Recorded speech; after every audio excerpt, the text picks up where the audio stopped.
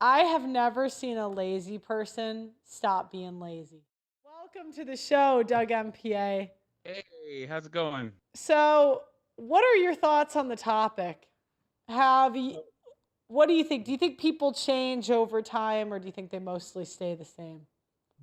They mostly stay the same.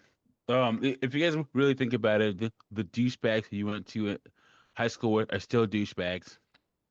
I knew this kid one time, and he was an asshole in high school, and then I was out and about in community college, and then I saw him, and he was in sweatpants and like a sweatshirt, and he was walking all funny. And he had like a medical aid with him. We were at the he was at the movie theater because I was about to go see a movie, and I'm like, "Hey, man, like, are you okay?" He's like, "Yeah, I ended up having cancer, and then I was allergic to some of the cancer treatment, so I had like a minor stroke, and I had to learn to walk again, and I almost died." And I'm like, "Oh my God, wow, like." This must have been a life-changing experience. I mean, are you okay? He's like, yeah, I'm okay, whatever. I was like, all right. So, um, a new retail store opened up in my hometown, and I applied there. This is when I was like in my early 20s. I applied there, and I started working there, and this kid started working there. So we started working together, and he was still the same asshole that he was in high school, and at this place that we worked at, and he went through like a life changing. He had a stroke. He had to learn how to walk again. He almost died. And it's like, so those stories where someone has a life changing experience and change their behavior, that doesn't happen, guys. No, no way. No, I've never seen that happen where someone goes through something. Well, I'm asking. So, I'm trying to think of if anybody, I mean, I've seen maybe, I think people could change maybe like 10%, 15%, well, but go ahead. yeah. But I did have another story. go ahead. In undergrad, I worked at a home improvement store, and this guy, he was retired. He was a Vietnam vet, and I used to always be out in the garden. I used to like it out there because people would just leave you alone. And this guy always needed stuff that had to be brought down with a forklift, and so he'd be sitting there. I got to know him because in the evening time, the garden is the last place anyone wants to be. So he'd always be waiting for someone to come for a forklift. And I kept apologizing, like, sir, I'm so sorry you have to wait. So one day he's like, son, look, why do you always apologize? I have nothing else to do except be out here and wait for my bricks to be brought down. He said, son, when I was young, I was a hothead. I used to get in fights all the time, this and that, whatever. Then I did 2 tours in Vietnam. And that really chilled me out. He's like, after that, he's like, I haven't thought of a time I haven't got upset because I survived 2 tours in Vietnam. So he's one of the few people where he told me his story where he did have a life changing event. But in general, people don't change. In fact, guys, um, if you most of the time, if a man leaves a woman, it's because you see where the ship is floating with that woman.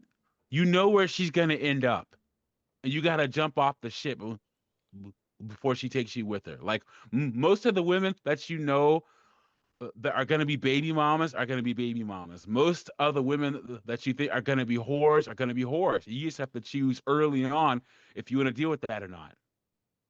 What do you think about that, Pearly? As most of you know, I have been fighting on the front lines of the simp epidemic for years, but I need to tell you about a quiet weapon being ratcheted up against men that is rarely talked about. It's not just the relentless anti masculinity propaganda and OnlyFans hoes causing the societal issues that we discuss on this show. Did you know that the average city's tap water contains trace pharmaceuticals and endocrine disruptors? This often includes estrogen from birth control. The average adult consumes a credit card worth of plastic every single week. That's 5 grams of plastic a week on average. So it's no wonder that the average male's testosterone is half of what the average was 50 years ago. Testosterone levels decline 1% a year, and without a course correction, we are headed towards extinction. No matter how based you are, you need to be naturally boosting your testosterone. My friends at Chalk, CHOQ.com, are on a mission to save mankind from extinction by boosting your vitality. Chalk's Male Vitality Stat contains premium and potent herbs clinically studied to naturally boost your testosterone levels, sperm count, and overall vitality. Just one of the many Ingredients in the male vitality stack was studied in double-blind human clinical trials to boost total testosterone 20% in 90 days. When you boost your testosterone, you'll have more mental clarity, you're more capable of making decisions and taking risks. Having high testosterone will also affect your pheromones, so women will find you more attractive subconsciously. Get the Chalk Male Vitality Stack right now on chalk.com. That's CHOQ.com. Use my name Pearl as your coupon code and you'll get 25% off site-wide on chalk.com. That's CHOQ.com. My name Pearl is the discount code.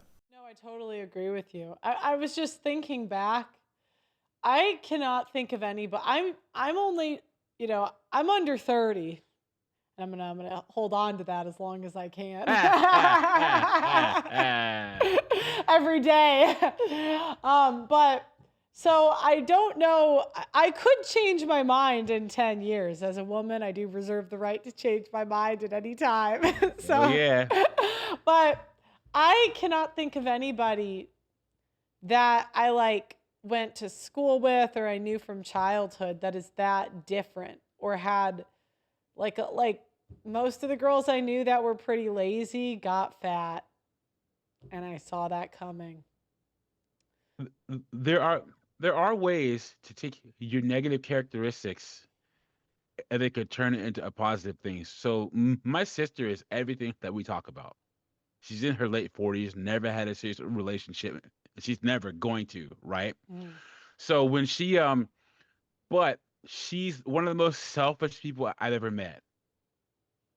And so she'll date these pookies and nug-nugs, but you don't ever have to worry about them getting money or anything out of her because her family can't get anything out of her. No one can get anything out of her. You have to you have to pry money from her cold dead fingers before you get money from her. Understand what I'm saying? Yeah. So she's actually really good with money and she has a lot of things. She's one of those women where she spends frivolously, but she's also like the most selfish person I've met. But it's paid off because she has a lot of stuff. She plans financially well and she keeps all the money to herself. Imagine a successful woman. No, guys, imagine you're a man who has a mastery in six figures, but you've never spent money on a woman ever in your life. That's my sister. What are traits that you would say you have not seen change and will not change? So I'm gonna start. I have never seen a lazy person stop being lazy. I've never seen it. I've never seen an outgoing person or shy person. I've never seen somebody, instead of outgoing, I'll say not talkative, because someone can be shy but still talkative once you get to know them. But I've never seen like a not talkative person like magically become talkative or outgoing person become shy. Yeah. What are other traits you've seen? So probably selfish. That doesn't change. Yeah. Selfish.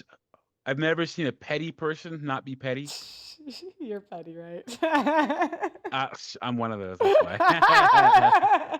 I live that petty life, bro. Let's go.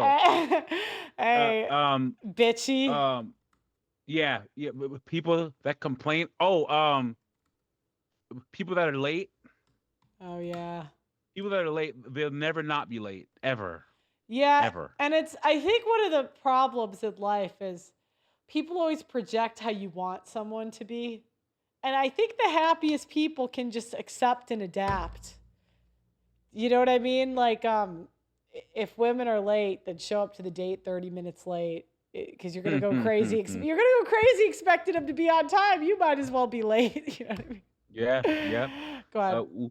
What's some other ones? People that people with integrity. If you don't have integrity, by the time you're in your mid-20s, you're just not gonna have it. As in like saying doing what you say. Yeah. Having follow through. A lot of people they just won't have it. Oh, and then people. So there's normally two kinds. In the corporate world, in public service, there's two kinds of people. There are people whose skills and abilities make them important by their work ethic and their work output. And then there are people who who try to schmooze and lie and latch onto other people's work to become Oh, important. so men and women, huh? Yeah, pretty much. And so if a person is the type of person that tries to lie, cheat, and steal their way to the top, they're never going to change that. They're always going to be trying to find some kind of hustle. They're always going to try to latch onto your dream and milk you for money. They're just you. They start doing that early on and they never stop doing it. Those are good. Do you have any more? I'm gonna milk you. I'm gonna milk you for these because these are good. It's another one. Um. Oh. have you have A you lot of have you hired people at work? yeah, I have. Okay, I was like, this sounds like you've done hiring. Go ahead. Yeah, and I've managed people too. Um. Oh. A codependent people. Okay. Uh, people. So we all have those people. They're always in a relationship, like always. Oh. Like I know a guy literally. He's been in a relationship with one woman or another or his wife since we were 17 years old. And he's my age and he's married now, but he was never not in a relationship. Must be nice. Sorry. Um, are there any other ones? People that can't drive, people that drive for shit. I'm a bad driver. That's right. No, you're not. You're actually a really good driver. What are we talking about? Really? You've driven me around. You didn't back into any mailboxes. You didn't hit any Okay. curbs. So what are you talking about? Okay, I'm not terrible, but here's my problem. I can zone out, and that's usually when shit hits the fan. Uh, uh, what else? I already said integrity. I would say people that, um, uh, oh yeah. There's this book that I always plug called Messy. It's called, uh, it's written by Tim Harper. It's called Messy: How to Be Creative and Resilient in a Tidy-Minded World. So, guys, okay, you don't want to be a dirty person where your house it smells really bad, whatever. But they're just messy people. Like I'm one of those. There are people where you have clean clothes, but they just never make it on the hanger. Understand what I'm saying? Or um, you clean your dishes, but you pull them out of the dishwasher to use them.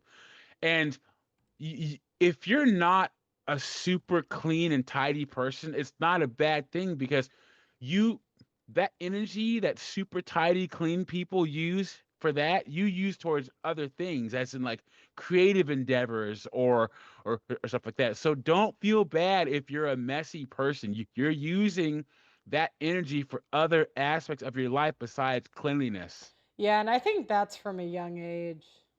I, Yeah. I do think part of it's a skill issue, like because like a lot of people didn't grow up with moms teaching them how to do that stuff, but I do think messy and like clean is from a young age. Yeah. So I think once again, I think everyone should have cleanliness, but if you have stuff going on, I've worked two jobs most of my life, even when I was an undergrad in grad school, and I was pursuing so many things that I just didn't have time to be quote unquote clean and tidy. And so yeah, most of the time, if you're a messy person, just accept it and try to figure out a way around it. Yeah, Oh, like it's easier to hire a maid than like or get like a cleaning service than try to change your whole personality.